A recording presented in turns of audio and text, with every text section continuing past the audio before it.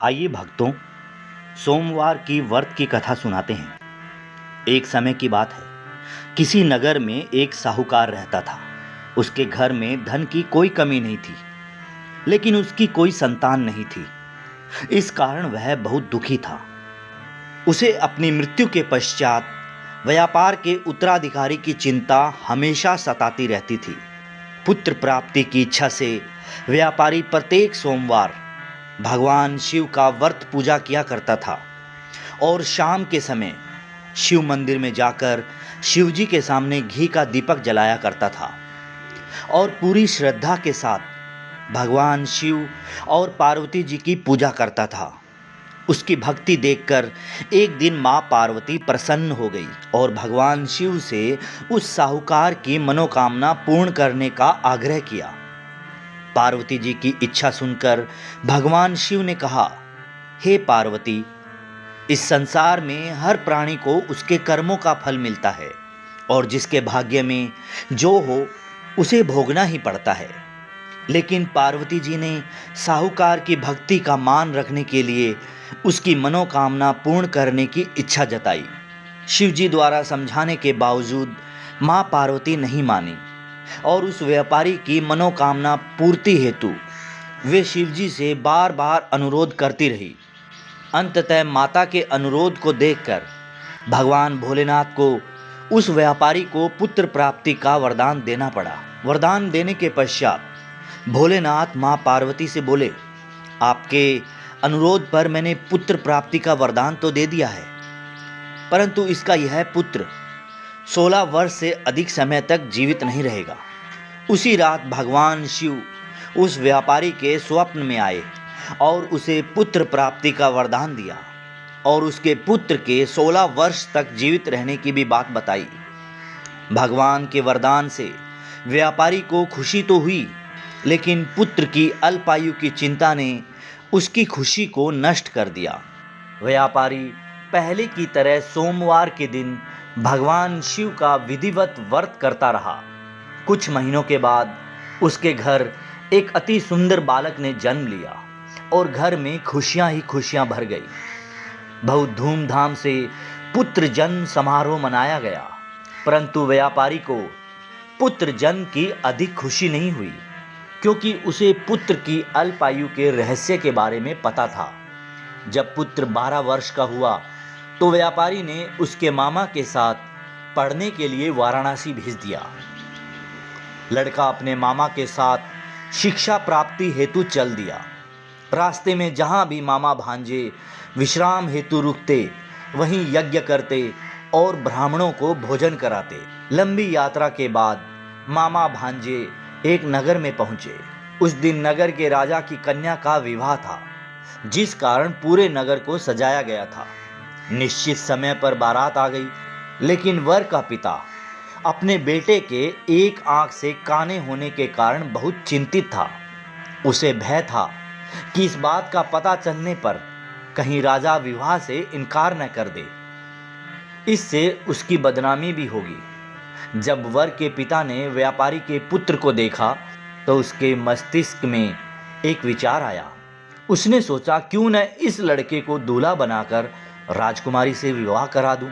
विवाह के बाद इसको धन देकर विदा कर दूंगा और राजकुमारी को अपने नगर ले जाऊंगा।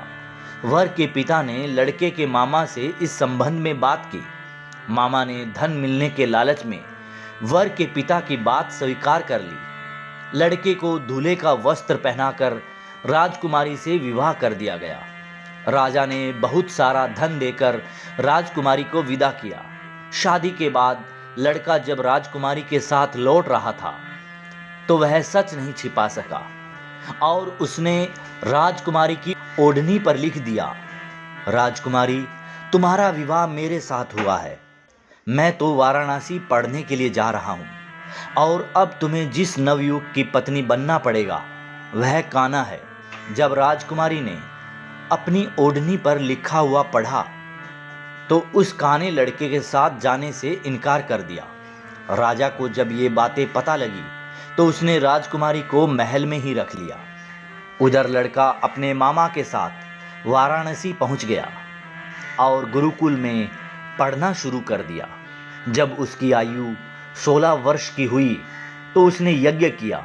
यज्ञ की समाप्ति पर ब्राह्मणों को भोजन कराया और खूब अन्न वस्त्र दान दिए। रात को वह अपने शयन कक्ष में सो गया।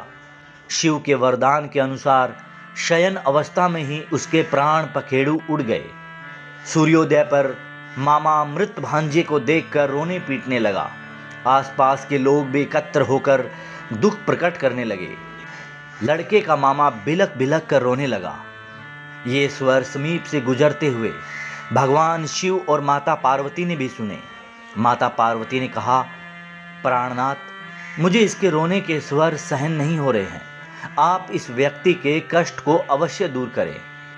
भगवान शिव ने माता पार्वती के साथ अदृश्य रूप में समीप जाकर देखा तो भोलेनाथ माता पार्वती से बोले, यह तो उसी व्यापारी का पुत्र है जिसे मैंने 16 वर्ष की आयु का वरदान दिया था।